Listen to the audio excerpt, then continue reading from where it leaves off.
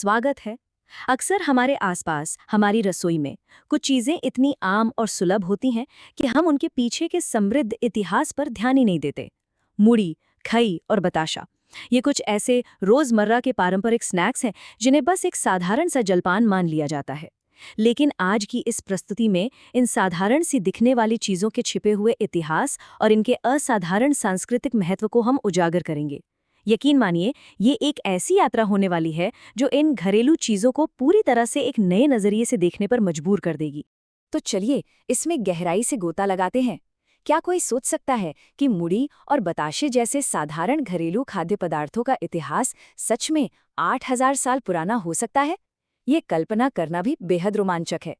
रसोई के डिब्बे में रखी मूढ़ी या मंदिर के प्रसाद में मिलने वाला बताशा केवल कोई आम स्नैक नहीं है, बल्कि इन साधारण चीजों के तार प्राग ऐतिहासिक काल की जनजातियों और यहाँ तक कि प्राचीन फारसी व्यापारिक मार्गों से सीधे जुड़े हुए हैं। आज हमें यही समझना है कि कैसे ये सरल खाद्य पदार्थ हजारों वर्षों के ऐतिहासिक उथल-पुथल के बावजूद आज भी मजबूती से अपना अस्तित्व बनाए हुए हैं। शुरुआत करते हैं इस कहानी की हमारी सबसे खामोश और भरोसेमंद साथी के साथ, यानी बंगाल की शाश्वत मूढ़ी। इतिहास के पन्ने पलटें तो इस महाद्वीप में धान या चावल के सेवन की शुरुआत लगभग 8000 साल पहले हुई थी।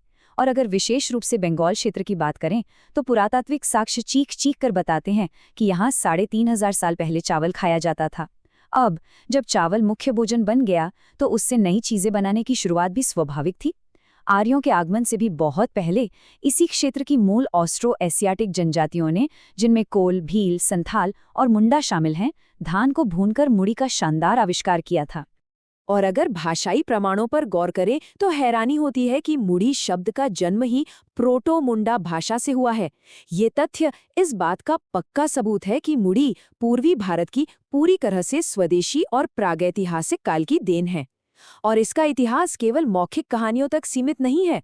मध्य युग के मंगल काव्य और 16वीं सदी के चैतन्य चरितामृत जैसे ऐतिहासिक ग्रंथों में भी आम लोगों द्वारा मूढ़ी खाने के स्पष्ट और विस्तृत उल्लेख मिलते हैं। तो यहाँ सबसे अहम सवाल ये है कि मूढ़ी का अस्तित्व इतनी सदियों तक बिना किसी रुकावट के कैसे बना रहा। इसका जवाब इसकी असाधारण सामाजिक भूमिका में छिपा है। ये बनाने में बेहद सस्ती और आसान थी। भयानक बाढ़ हो या भारी बारिश, आपदाओं का इस पर कोई असर नहीं होता था, क्योंकि इसे पकाने की जरूरत ही नहीं थी। और सबसे बड़ी बात, इसके साथ छुआछूत या कोई धार्मिक प्रतिबंध नहीं जुड़े थे।